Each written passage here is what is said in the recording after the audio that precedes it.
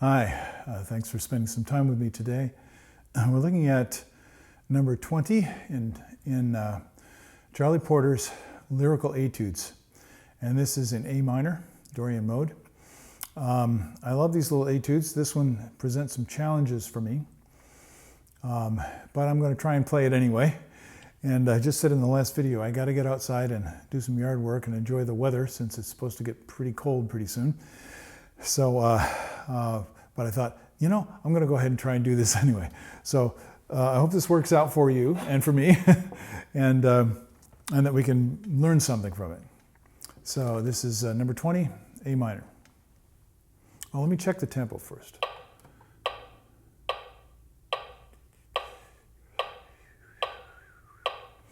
Now that's very important for me, not only because I want to be faithful to the composer's idea, or the conductor's concept of what the music should do, how it should move, but also because I want to start to feel the movement of it, because that helps me to loosen up. Here we go.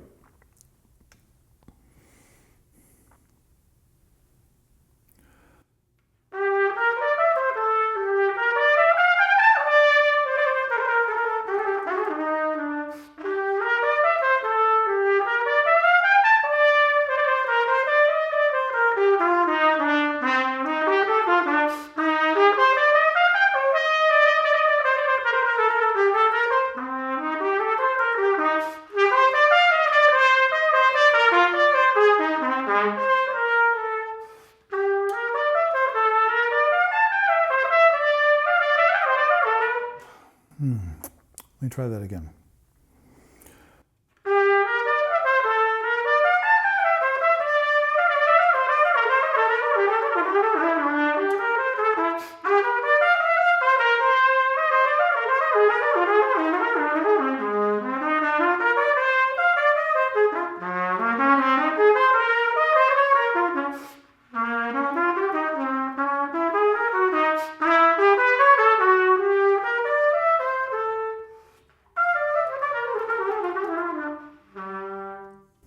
Oof, that makes me sweat a little bit.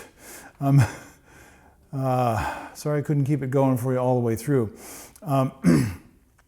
Obviously, in anything that we play, there tend to be spots that we go like, oh yeah, I got this, and we're feeling fun. It's enjoyable, and we feel good about ourselves. And then other spots where you know, oh, this is a hard spot.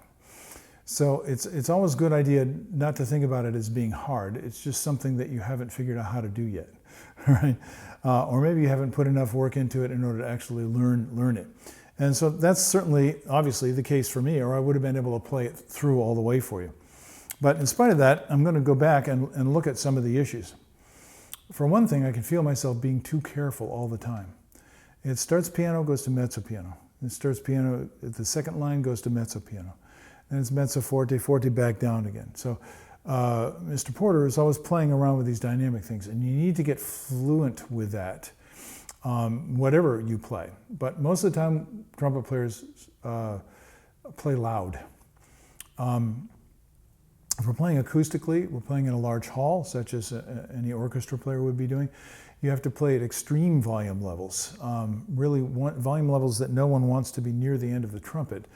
And unfortunately, there's some musicians sitting in front of you who have to suffer the violence of your sound production. But that's part of the effect of the large orchestra. I think Herbert Clark said that the trumpet was only good for loud effects in the symphony orchestra, or used for that terrible jazz music which is closest to hell and the devil. I don't agree with his assessment, but I understand what he was saying.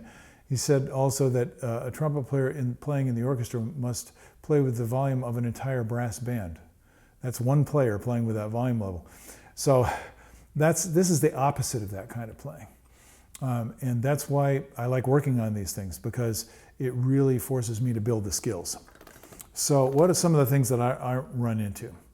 Well, let me see if I can just flow through a little bit of this again and find something that's useful for you.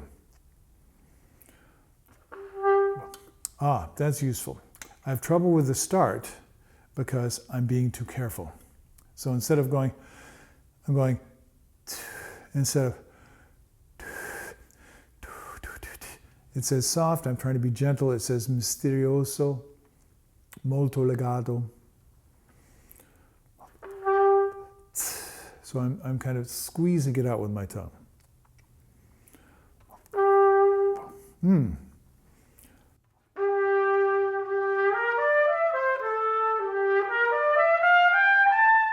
So right off the bat, I have to give myself permission, even though I'm playing soft, to play with as much projection, as much resonance, as much body and weight in the sound as I can, so that the sound goes to the listener. It goes out.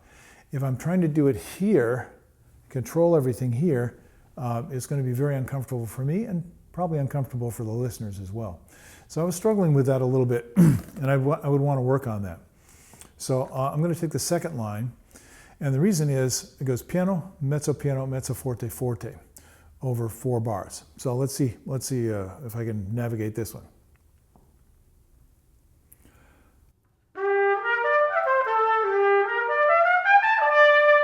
Yeah, didn't like it. So what should it be at the beginning?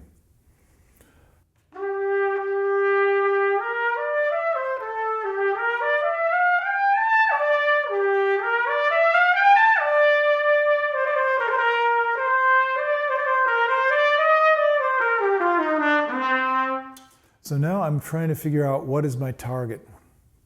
What is my target with the quality of the sound and the presence, the aggression of the energy in the sound? What's the attitude of the sound? Piano, mezzo, forte, and forte. So I try and find the piano again.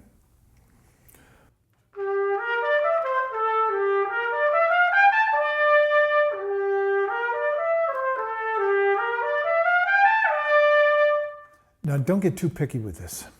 If you start to think about it as dynamic control, then it can become really, really difficult, even impossible to play well. I recommend that you think about it as a voice.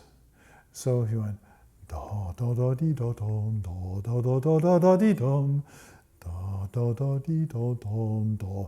See, my voice has a different quality of sound. And for Mr. Porter, who is a jazz improvisational artist,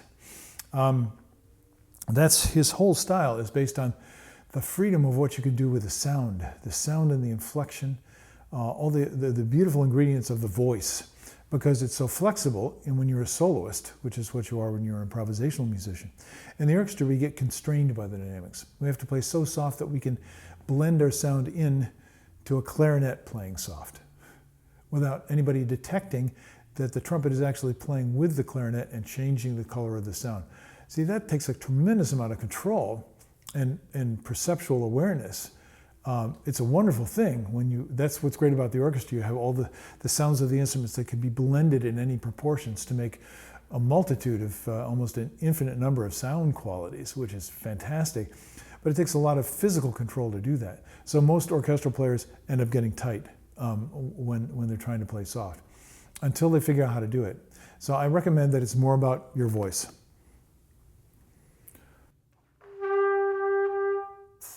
Careful.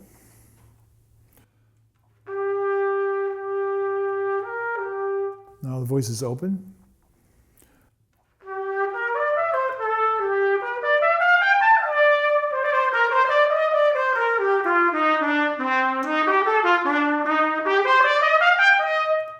Now, so I went piano, forte, forte. You may have noticed when I got to the mezzo forte,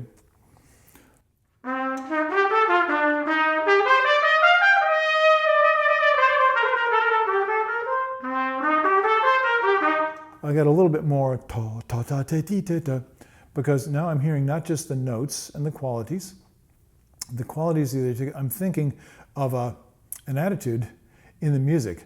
This sounded to me like it's a little bit more declamatory, a little bit more somewhat more affirmative, a little bit more command in the sound.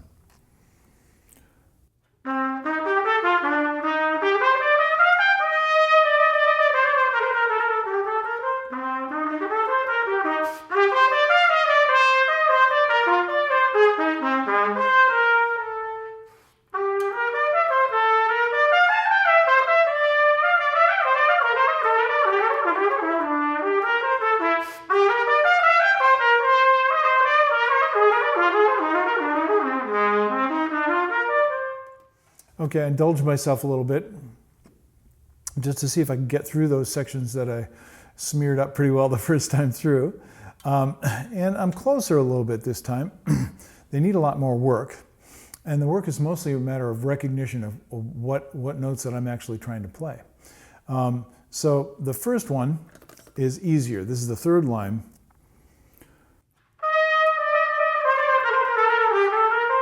Because that's a common pattern that we often play.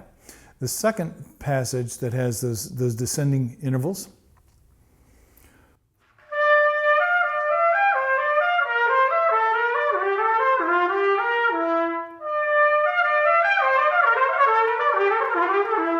Oh, now I see what my problem is. I can hear the notes.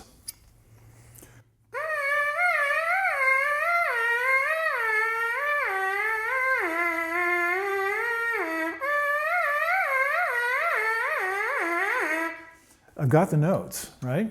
I hope that's going to be on the recording. But it doesn't. They don't really go with the fingerings. So I have to work more on the fingerings.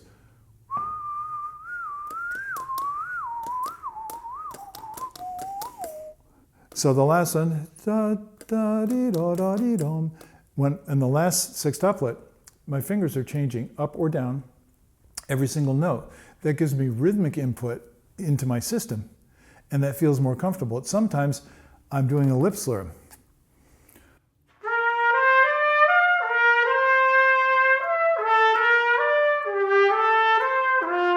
And I'm not changing the valve on every note. And that makes for a very strange rhythmic pattern.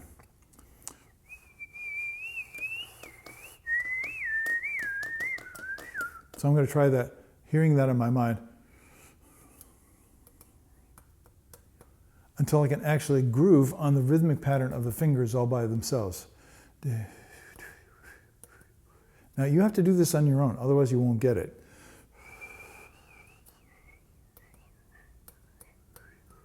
Some of you are going to be great at this. You're not even thinking about it. You just do it naturally. For me, I noticed that my fingers get a little bit loose. They're not defined quite well enough. And so going with the rhythm, even when it seems contradictory to the melodic pattern that you're hearing, or the articulation pattern that you're hearing, that's the way to work on this. And then then it should start to come together.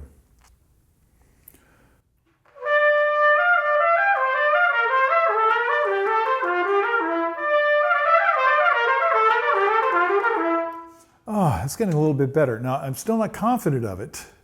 It's still not easy, so I'm going like, oh yeah, whatever. It's not automatic yet.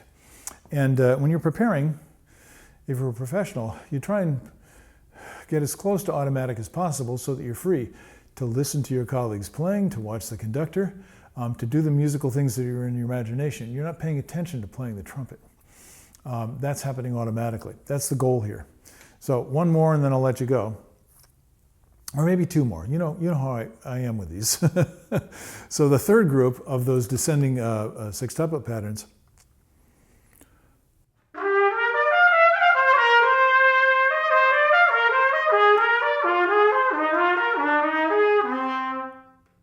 What I realized when I was playing that, listen to it.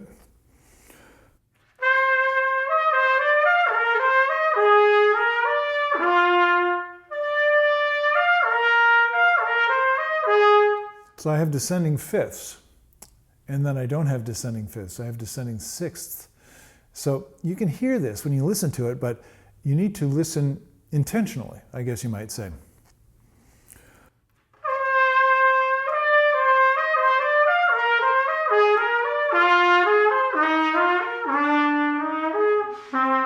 So the intervallic pattern changes from fifths to sixth going down.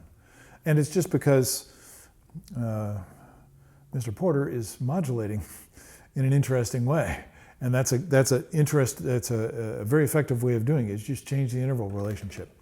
That's really cool. I'm going to play it again. I hope you're enjoying it as I am.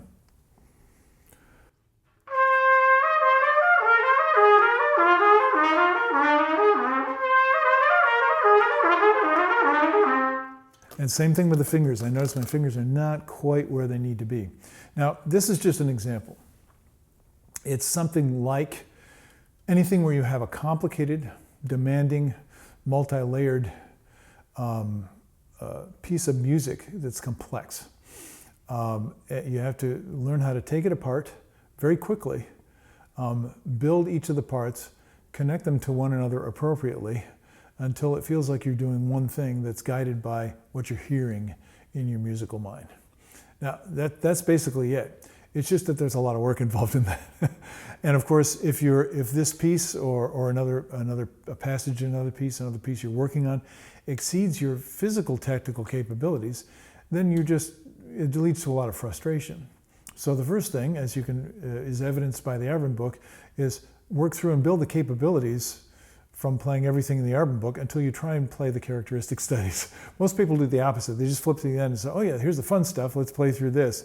And that's not what Mr. Arban intended, nor does it work. So keep that in mind when I'm playing these very difficult etudes. Obviously they're difficult, at least for me, but they're doable, and that's the cool thing. You can learn how to do these things at least to some degree. And I hope that gives you an inspiration to see that it doesn't matter what problem you run into, it doesn't matter what kind of difficulties are there.